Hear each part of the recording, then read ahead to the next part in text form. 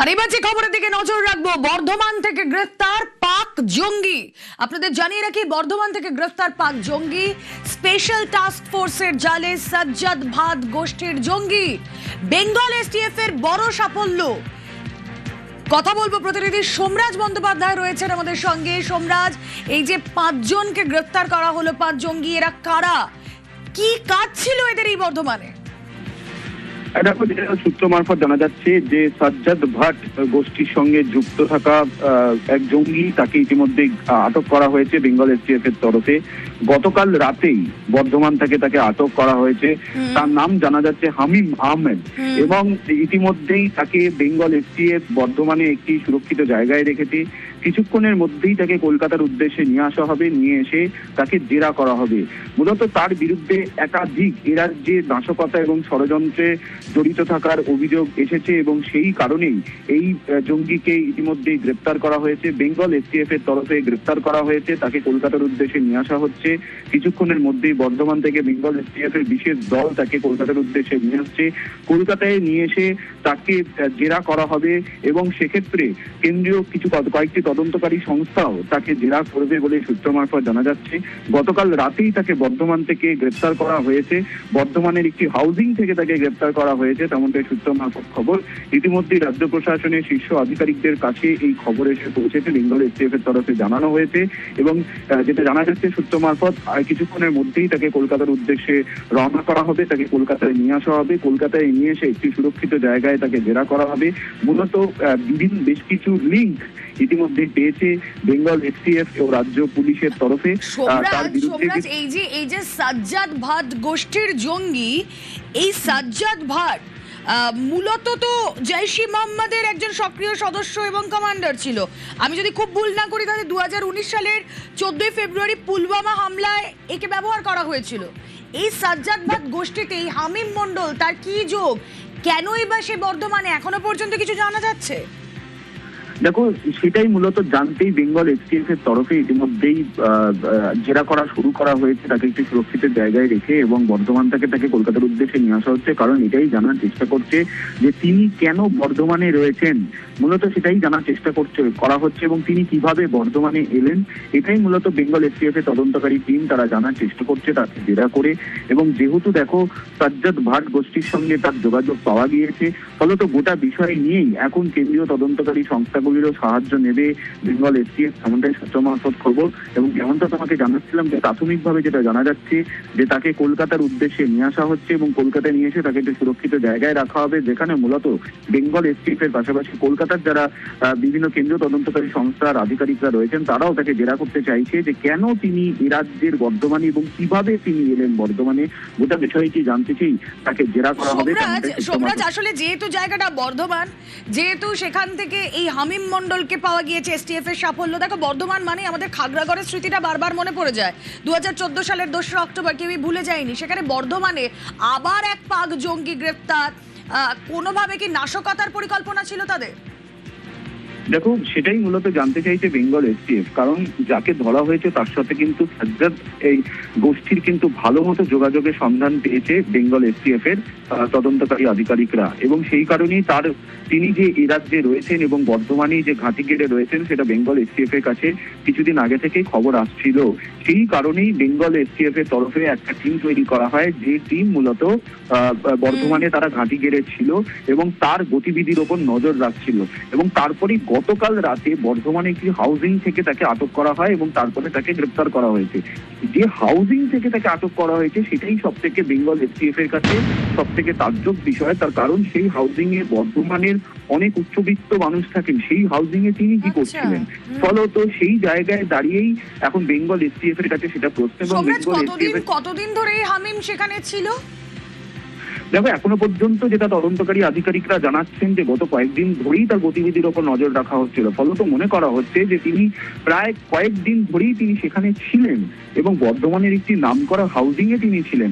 ফলত সেই জায়গায় দাঁড়িয়ে বেঙ্গল এসটিএফ এখন লিঙ্ক খুঁজতে চাইছে যে এই হাউজিং এ, বর্ধমানের যে হাউজিং থেকে তাকে প্রথমে গতকাল রাতে ডিটেইন করা হয়, সেটাই বুঝতে চাইছে যে বেঙ্গল এসটিএফ এর তদন্তকারীরা কিভাবে সে হাউজিং পর্যন্ত পৌঁছে গেল এবং বর্ধমানে কোন কোন জায়গায় সে গেছে। বর্ধমানে কি আলাদা করে কোনো নাশকতা তিনি চক্রান্ত করছিলেন, নাকি বর্ধমান থেকে বসে এই রাজ্যের কোথাও নাশকতা করার চক্রান্ত তিনি করছিলেন? এটাই মূলত বুঝতে চাইছে বেঙ্গল এসটিএফ, এবং সেই কারণেই বেঙ্গল এসটিএফ এবার কেন্দ্রীয় তদন্তকারী সংস্থারও তারাও সহযোগিতা নিতে চাইছে, কিন্তু আপাতত তাকে কলকাতায় নিয়ে যেহেতু বেঙ্গল এসটিএফ এর তরফে এবং রাজ্য সরকারের তরফে গোটাটাই খুব গোপনীয়তার সঙ্গে করা হচ্ছে, সেই জন্য তাকে সংরক্ষিত জায়গায় রাখা হবে। সংরক্ষিত জায়গায় রেখে তার মূলত তাকে জেরা করা হবে। আবারও কথা বলছি, শরদিন্দু সহকর্মী রয়েছেন সঙ্গে। শরদিন্দু, তোমার থেকে স্পষ্ট করতে চাইবো, এই যে বর্ধমানের যে আবাসন যেখান থেকে এই হামিমকে এসটিএফ জালে নিয়েছে, এখানে নাকি অনেক উচ্চবিত্তরা থাকেন, এর লোকেশন কেমন, কতদিন ধরে এই জঙ্গি এখানে ছিল? রামাঘাটের পাশে রেনেসা উপনগরী, এবং রেনেসা উপনগরী এখানেই উচ্চবিত্তদেরই মূলত বাস, এবং এই জায়গাটাই বেছে নেওয়া হয়েছিল। কারণ হচ্ছে যে এখানে যারা বাসিন্দা তারা সকলেই বাইরে থাকেন বা কাজ করেন, ব্যবসায়ী গোষ্ঠী, কারো বাড়ি নেওয়া আছে, ফলে একে অপরকে সেভাবে চেনে না। এই যে একে অপরকে না চেনার যে একটা জায়গা, এবং সেখানকার নিরাপত্তাও আঁটোসাঁটো নয় বলে বরাবরই অভিযোগ উঠেছে, এমন একটি জায়গাকেই, আবাসনকেই কিন্তু এই থাকার জন্য বেছে নেওয়া হয়েছিল। এখন কতদিন ধরে সে এখানে ছিল বা কতদিন ধরে সেখানে আর কার যাতায়াত ছিল, বর্ধমান থেকে কোন কোন নাশকতার, কোথায় নাশকতার ছক তাদের ছিল, এই সব বিষয়গুলি কিন্তু এখন উঠে আসবে, এবং এই ব্যাপারে বিস্তারিত জিজ্ঞাসাবাদ করা হবে। যেহেতু এটা সত্যি গোপনীয় ব্যাপার, একটা গোপনীয়তার সঙ্গে করতে হচ্ছে, কারণ এর সঙ্গে জড়িত বাকিরা যাতে সতর্ক হয়ে পড়তে না পারে, তাই অত্যন্ত সতর্কতার সঙ্গেই এই কাজটি করা হয়েছে এসটিএফ এবং জেলা পুলিশের পক্ষ থেকে। ফলে এখন তাকে কোথায় রাখা হয়েছে বা কিভাবে কোথায় নিয়ে যাওয়া হবে, সম্পূর্ণ বিষয়টি এখন গোপনীয়তার মধ্যে রাখা হয়েছে। পাশাপাশি এই ঘটনার সঙ্গে আর কারা জড়িত রয়েছে। শরদিন্দু, এই যে এই বর্ধমানের কথা উঠছে, যেহেতু আমাদের স্মৃতিতে বারবার খাগড়াগড়ের নামটা ভেসে ওঠে 2014 সালের ঘটনা, এবং আমি দেখছি যে এই তুমি যে টাউনশিপের কথা বলছো যেখান থেকে হামিমকে ধরা হয়েছে, এই খাগড়াগড় থেকে রেনেসা টাউনশিপের ডিস্টেন্স মিনিট 16। সেখানে দাঁড়িয়ে এই যে এরা, মানে ধরো হামিম কি একা, না সঙ্গে আরো কেউ, এই আরো কারোর গতিবিধি সম্পর্কে কিছু জানা গিয়েছে? দেখো, একেবারেই তুমি যখন খাগড়াগড় প্রসঙ্গ তুললে, এই খাগড়াগড় থেকে বলা যায় যে কিছুটা দূরেই এই রেনেসা, এবং শুধু তাই নয়, আমরা দেখেছি যে খাগড়াগড়ের সময় বেশ কিছু জায়গা পাওয়া গিয়েছিল 1 কিলোমিটারের মধ্যে, তাদের কিন্তু বেশ কিছু ঠিকানা বা ডেরা পাওয়া গিয়েছিল। শরদিন্দু, আমি দেখছি রেনেসা টাউনশিপ থেকে এই খাগড়াগড়ের ডিস্টেন্স 4 কিলোমিটার, 4.5 কিলোমিটারও না, 4 কিলোমিটারের কিছু বেশি। একেবারেই তুমি যেমনটি বললে যে একেবারেই দেখো, খাগড়াগড়, বাজে প্রতাপপুর, বাবুরবাগ, এবং এই যে গোদা, এবং তার পাশে তুমি প্লিজ সঙ্গে থাকো এই মুহূর্তে। দীপাঞ্জন চক্রবর্তী আমাদের সঙ্গে রয়েছেন, বিজেপি বিধায়ক এবং প্রাক্তন এনএসজি কমান্ডো। দীপাঞ্জন বাবু, স্বাগত জানাবো আপনাকে নিউজ 18 বাংলায়। বর্ধমান আবারও শিরোনামে, হামিম মন্ডল পাক জঙ্গি গ্রেফতার। এসটিএফ এর সাফল্য তো বটেই, কিন্তু আমরা বর্ধমান মানেই সেই স্মৃতিতে ভেসে ওঠে খাগড়াগড়ের কথা।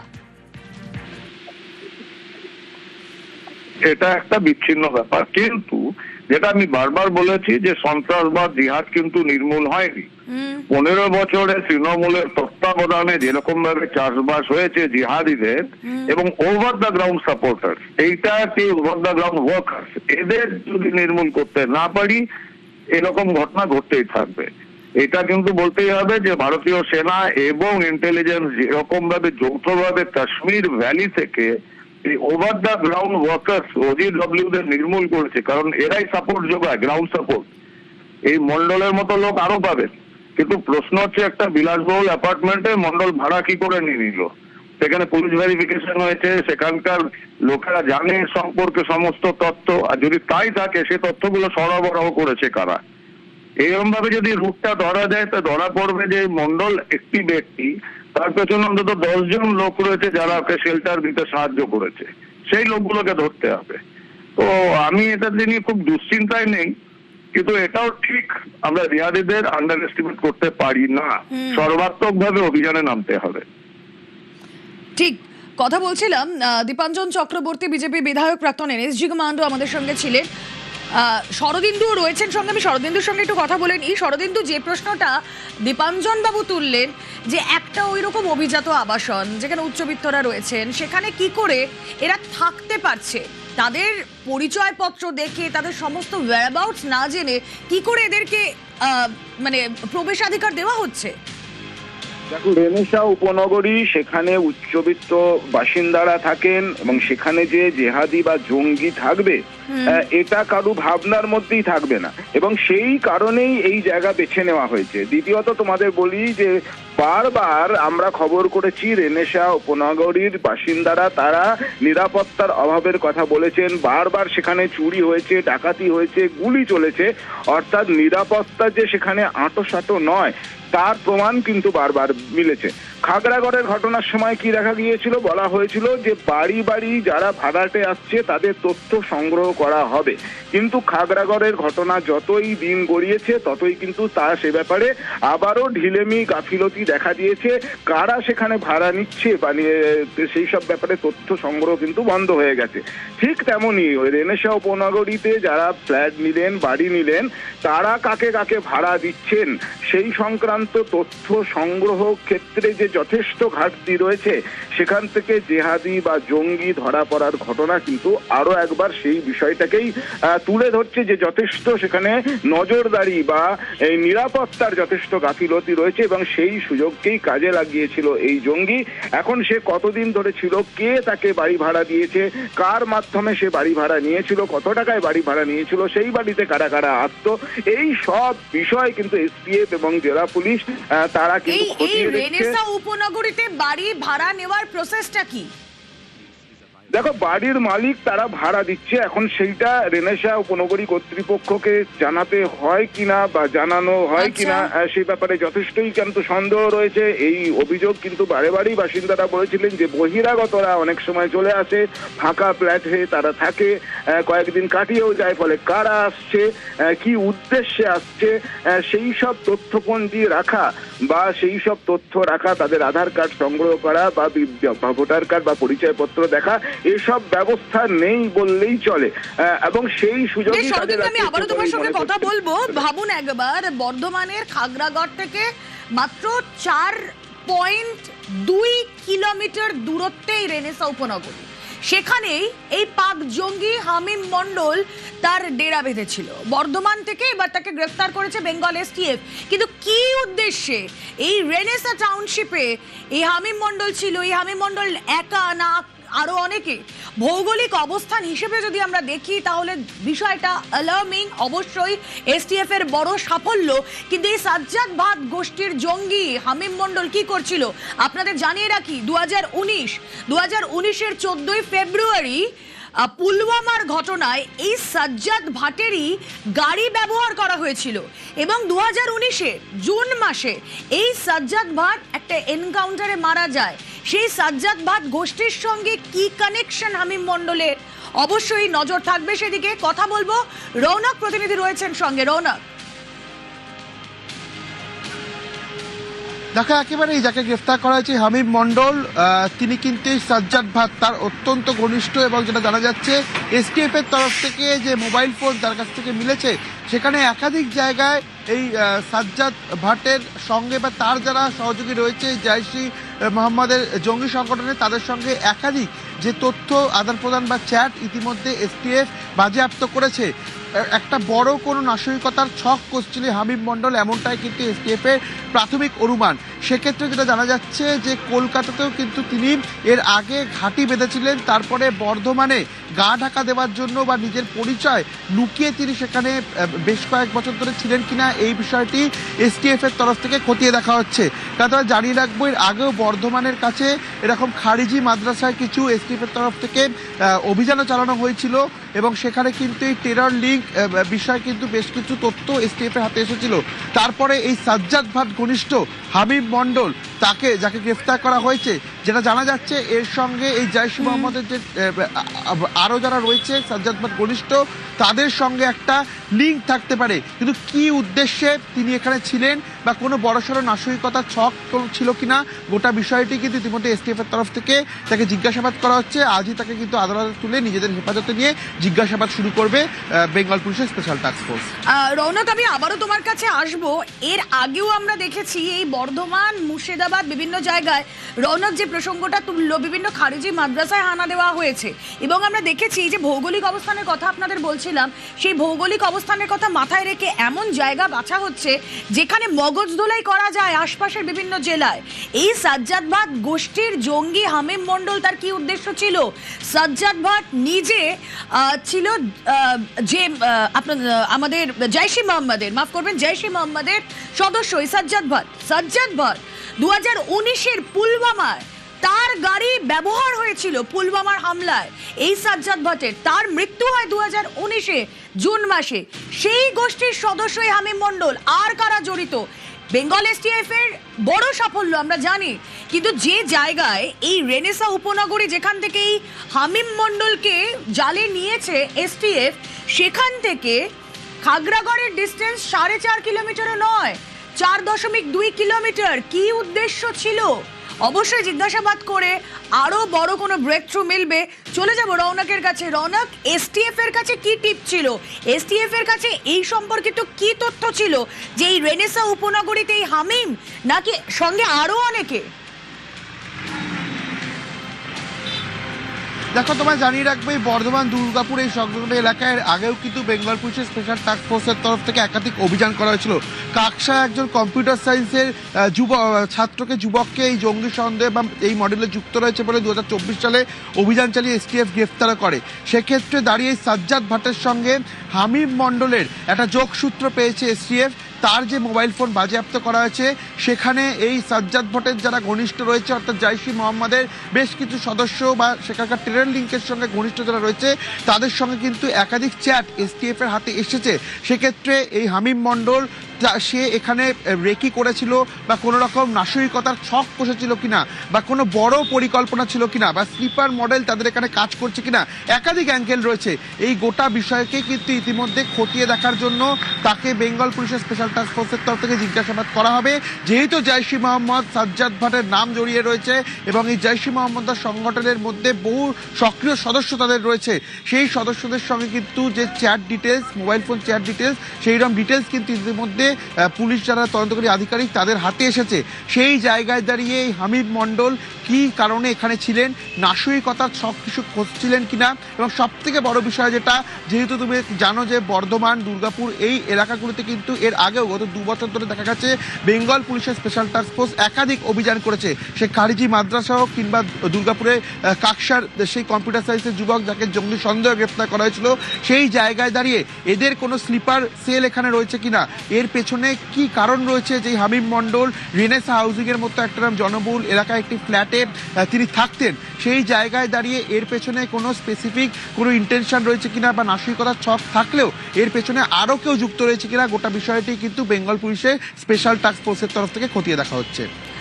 অবশ্যই রওনক, তুমি নজর রাখো। আমাদের দর্শকদের জানাই যে সাজ্জাদ গোষ্ঠী, এই সাজ্জাদ গোষ্ঠীর একটা বড় ভূমিকা ছিল পুলওয়ামায়। সাজ্জাদ আহমেদ ভাট, তার গাড়িটা ব্যবহার করা হয়েছিল 2019-এর 14 ফেব্রুয়ারি পুলওয়ামার নাশকতার ঘটনায়।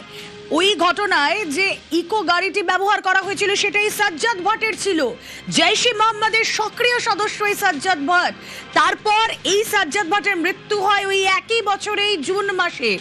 এই সাজ্জাদ ভাট গোষ্ঠীর হামিম মণ্ডল কি চলছিল?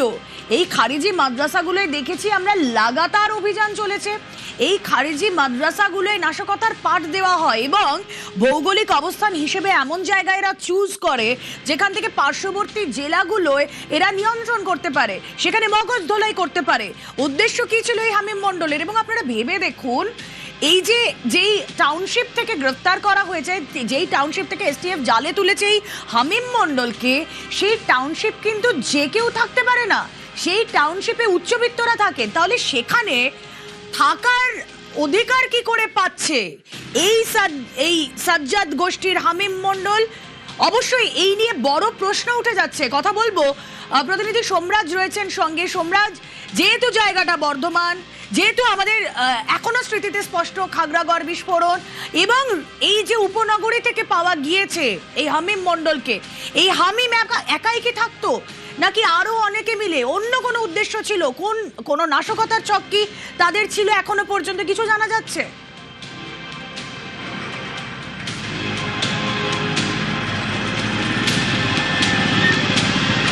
তাদেরকেও খোঁজের প্রক্রিয়া শুরু করেছে বেঙ্গল এসটিএফ, এবং হামিম মণ্ডলকে জেরা করি আরো কয়েকজন, মোট 5 জন ছিল তেমনটাই এখনো পর্যন্ত সূত্র মারফত জানা যাচ্ছে। বেঙ্গল এসটিএফ সূত্রে হামিম মণ্ডলের দলে আরো 5 জন ছিল, অর্থাৎ তাকে নিয়ে মোট 5 জন ছিল। একজন ধরা পড়েছে, বাকি 4 জন তাদেরকেও তাদেরও বয়স কত, কি করতো, পড়াশোনা করতো? কারণ আমরা দেখেছি খুব উর্বর মস্তিষ্ককে ব্যবহার করা হয়, মগজ ধোলাই করা হয় তাদের। সোমরাজ, যোগাযোগ বিচ্ছিন্ন হয়ে গিয়েছে। বেঙ্গল এসটিএফ এর বড় সাফল্য তো বটেই, আপনাদের জানিয়ে রাখি এসটিএফ এর জালে সাজ্জাদ ভাট গোষ্ঠীর জঙ্গি, বর্ধমান থেকে সাজ্জাদ ভাট গোষ্ঠীর জঙ্গিকে গ্রেফতার করেছে বেঙ্গল এসটিএফ। শরদিন্দুর সঙ্গেও যদি কানেক্ট করা যায়, রৌনক প্রতিনিধি রয়েছেন, আপাতত রৌনকের সঙ্গেই কথা বলি। রৌনক, এসটিএফ এর বড় সাফল্য তো বটেই, দেখো যা জানা যাচ্ছে যে হামিম মণ্ডলের সঙ্গে আরো 4, এদের বয়স কত, এরা কি করত, কি পরিচিতি দিয়ে তারা ওই উপনগরীতে থাকার পারমিশন পায়? তাকে একেবারে এই বিষয়টি কিন্তু এসটিএফের তরফ থেকে জানার চেষ্টা করেছে যে কিভাবে তারা এরকম একটি জায়গায় দীর্ঘদিন ধরে থাকছিলেন। সেই জায়গায় দাঁড়িয়ে যাদেরকে গ্রেফতার করা হয়েছে তাদের সঙ্গে কিন্তু মূল যে নাম উঠে আসছে হামিম মণ্ডল, তার সঙ্গে সাজ্জাদ ভাটের যে জঙ্গি সংগঠন বা জৈশ-ই মোহাম্মদের সঙ্গে যে টেরর লিঙ্ক, সেই লিঙ্ক কিন্তু ইতিমধ্যে পাওয়া গেছে। যে ফোন তার কাছ থেকে বাজেয়াপ্ত করা হয়েছে, সেই ফোনের যে চ্যাট, সেই চ্যাটের মাধ্যমে কিন্তু বেশ কিছু এরকম ধরনের কথোপকথন বেঙ্গল পুলিশের স্পেশাল টাস্কফোর্স তাদের কাছে পেয়েছে।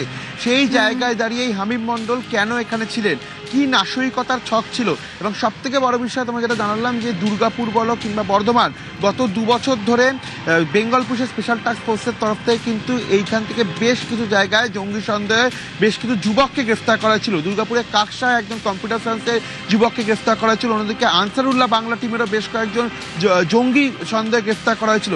সেই জায়গায় দাঁড়িয়ে এই সাজ্জাদ ভাট ঘনিষ্ঠ হামিম মণ্ডলের গ্রেফতারি অত্যন্ত তাৎপর্যপূর্ণ, কারণ এই জায়গায় দাঁড়িয়ে তার কোনো নাশরিকতার ছক ছিল কিনা, বা সবথেকে বড় বিষয় তাদের কোনো স্লিপার সেল এখানে রয়েছিল কিনা, যা তারা কোনো প্ল্যান করছিল, কোনো নাশরিকতার ছক আটছিল, সেই ছকই হয়তো বানচাল করলে এসটিএফ। একেবারে গোপন সূত্রে খবর পেয়ে এই বর্ধমানের রেনেসা হাউজিং এর কাছ থেকেই কিন্তু এই হামিম মণ্ডলকে গ্রেফতার করা হয়, এবং ইতিমধ্যে তদন্তকারী আধিকারিকদের তরফ থেকে তাকে আদালতে পেশ করা হবে, এবং নিজেদের হেফাজতে নিয়ে তারা জানার চেষ্টা করবে। আমরা কিছুক্ষণ আগেই কথা বলেছিলাম প্রাক্তন এনএসজি কর্তা দীপাঞ্জন চক্রবর্তীর সঙ্গে, কি বললেন তিনি শুনবো। সন্ত্রাসবাদ জিহাদ কিন্তু নির্মূল হয়নি। 15 বছরে তৃণমূলের তত্ত্বাবধানে যেরকম ভাবে চাষবাস হয়েছে জিহাদিদের ওভার দ্য গ্রাউন্ড সাপোর্টার, এইটা কি ওভার দ্য গ্রাউন্ড ওয়ার্কার, এদের যদি নির্মূল করতে না পারি এরকম ঘটনা ঘটতেই থাকবে। ভারতীয় সেনা এবং ইন্টেলিজেন্স যেরকম ভাবে যৌথভাবে কাশ্মীর ভ্যালি থেকে এই over the ground worker OGW দের নির্মূল করেছে, কারণ এরাই সাপোর্ট যোগায়। কিন্তু প্রশ্ন হচ্ছে একটা বিলাসবহুল অ্যাপার্টমেন্টে মন্ডল ভাড়া কি করে নিয়ে নিল, সেখানে পুলিশ ভেরিফিকেশন হয়েছে, সেখানকার লোকেরা জানে সম্পর্কে সমস্ত তথ্য, আর যদি তাই থাকে সে তথ্যগুলো সরবরাহ করেছে কারা। এরকম ভাবে যদি রূপটা ধরা যায় তো ধরা পড়বে যে মন্ডল একটি ব্যক্তি, তার পেছনে অন্তত 10 জন লোক রয়েছে যারা ওকে শেল্টার দিতে সাহায্য করেছে, সেই লোকগুলোকে ধরতে হবে।